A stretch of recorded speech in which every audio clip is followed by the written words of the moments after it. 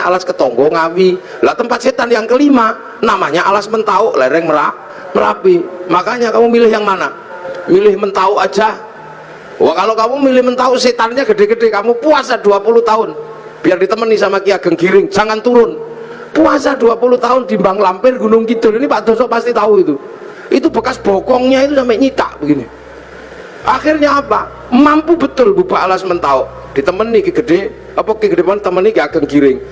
Buka alas Mentau punya anak namanya Danang Sutawijoyo, mampu menjadi raja. Buka alas bikin negara namanya Mataram, yang akhirnya dipecah Belanda jadi dua, Jogja sama Solo, yang akhirnya dipecah lagi Hamengkubuanan, Pakualaman, Mangkunegaran, Kasunanan. Puasa itu. Ki Ageng Pengging pengen punya anak jadi raja, suruh puasa sama Sunan Kalijaga 7 tahun. Akhirnya punya anak namanya Joko Tingkir jadi Rojo Pajang. Nggak puasa. Calon Raja Mataram itu ada yang nggak mau jadi raja karena takut kalau jadi raja tidak alim. Maka dia keluar dari kerajaan namanya Raden Bagus Harun, menempuh perjalanan spiritual, puasa 7 tahun di daerah Ponorogo, Kampung Pagotan, di samping sumur. Yang sumurnya itu akhirnya ditirakati selama 7 tahun. Tahun ke-7 sumurnya itu naik airnya 7 meter. Tanggal 27 Ramadan, aku dapat Lailatul Qadar. Maka sumurnya dikatakan dengan nama sumur Sewu Wulan. Karena sumur Sewu Wulan, maka kampungnya sekarang disebut Kampung Sewulan, di belakang pabrik gula Pagotan itu. Raden Bagus Harun akhirnya punya anak perempuan galaknya luar biasa, dikenal dengan nama Nyi Ageng Alap-alap. Kalau ngamuk naik di atas pohon. Dinikah Raden Santri, punya anak namanya Mbah Maktum. Nikah punya anak Mbah Maklum, nikah punya anak Mbah Tafsirano, nikah punya anak Mbah Kolibi, nikah punya anak Mbah Ilyas.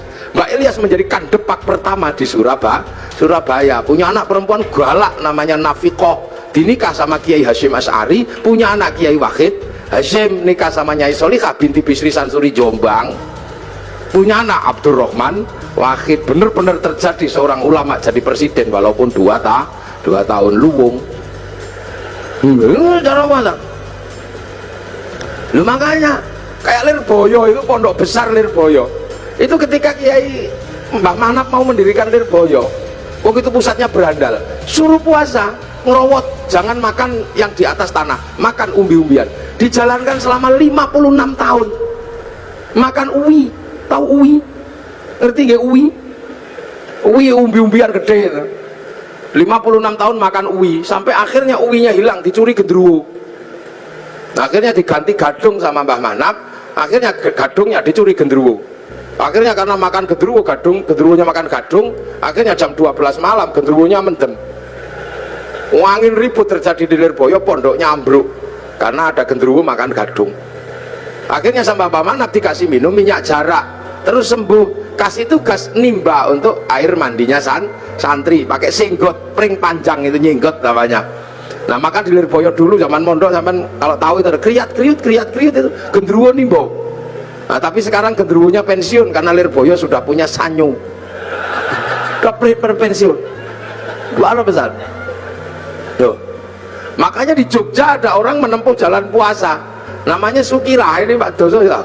Sukirah ini perempuan biasa, tapi punya cita-cita pengen punya anak jadi raja.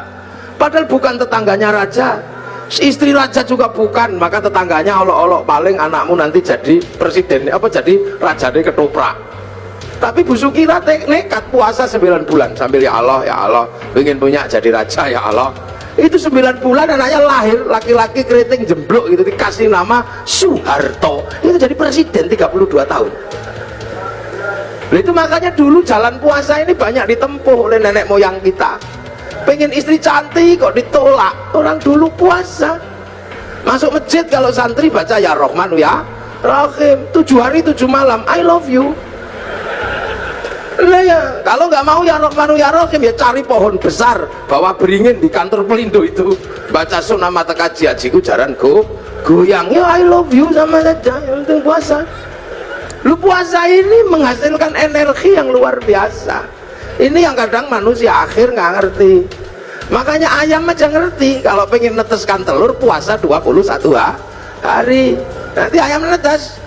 Ulet itu kalau pengen terbang dia puasa, jadi kepompong. Ngepompong dulu. baru terbang jadi kupu-kupu. Ular itu kalau mau melungsungi ya puasa, nanti kulitnya ganti lebih mudah lah lagi. Makanya kita berdoa semoga puasa kita seperti puasa kupu-kupu, puasanya ulet habis jadi kepompong terbang jadi kupu-kupu. Jangan kayak puasanya ular, setelah puasa tetap aja keluar ular, sekali ulo tetap uloan. Itu jangan. Puasa dukun-dukun bayi dulu itu bodoh-bodoh, nggak pinter, cuman yok apa lo kuato, tapi puasanya kuat ya bul gitu ya keluar. Dan puasa ini nggak pandang bulu, dibikin baik ya mandi, dibikin jelek ya mandi. Makanya dukun-dukun santet itu kalau puasanya kuat, santetnya ya deksek. Bahkan orang cari nomor juga puasa. Loh, ini puasa ini menempati ranking tersendiri. Makanya orang-orang tua dulu hobi yang namanya puasa itu. Kalau punya hajat atau besar puasa deh, puasa. Hasil saya pernah punya pengalaman orang naik daftar tentara gak keterima. Ini angkatan laut. Daftar angkatan laut itu gak keterima karena tingginya kurang 5 cm. Udah daftar kemana-mana gak keterima. Akhirnya saya suruh puasa 3 hari. Hari pertama 3 teguk 3 kepal, buka sahurnya. Bacaan apa Gus? Moconen wodowo. Dibaca selama 3 hari wodowo. Begitu waktunya daftar diukur lebih 5 cm. Untung ora iku nih sing dawa kan. Kudune kan dhuwur ngono tapi keliru saya perintahnya. Tapi kan yakin. Begitu diukur naik 5 cm. Tasyakuran motong sapi. Begitu motong sapi saking senengnya saya ukur ternyata kurang 5 cm. Lah waktu itu meterannya yang mengkeret atau yang baca yang bingung. Nah sekarang ada di angkatan laut Surabaya, maka cari aja kalau ada tentara yang kurang 5 cm ya dia itu.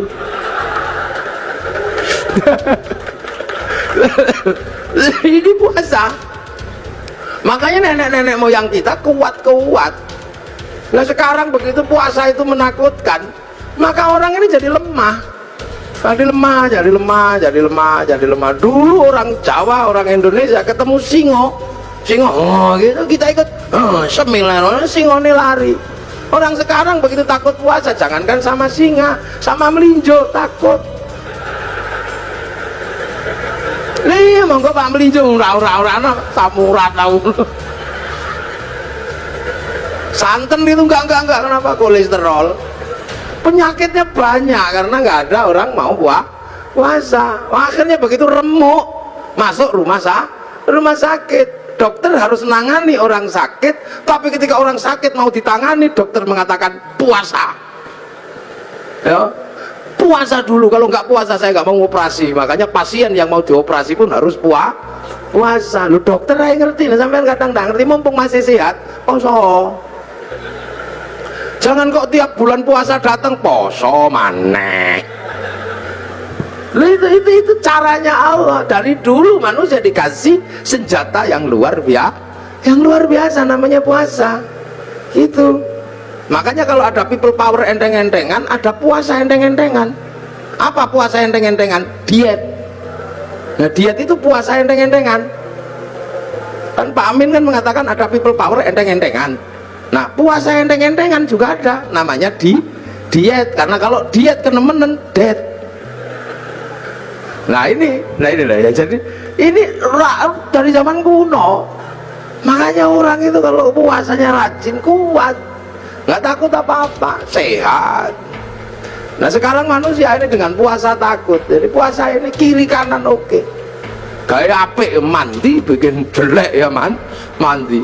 Cuman puasa kita ini berbeda. Kalau puasa yang diajarkan oleh Allah ini la'allakum tattaqun, agar kita menjadi orang bertakwa. Apa sih takwa itu? Takwa itu adalah menghadapkan wajah kemanapun, merasa diawasi oleh Allah. Itu. Oh ini ngaji kalau di syuting itu ya gini, jadi panas. Lampunya siji loro, ngerti wong pelindung kiai ini ireng. Lampunya diakeh, Pak Doso ngerti kiai ini ireng, lampunya sing akeh. Mengarah ke saya semua ini lampunya, bau panas. Jadi walaupun saya ngadep ke sana, saya nggak lihat ada perempuan di sini, nggak kelihatan. Kalau lampunya gitu.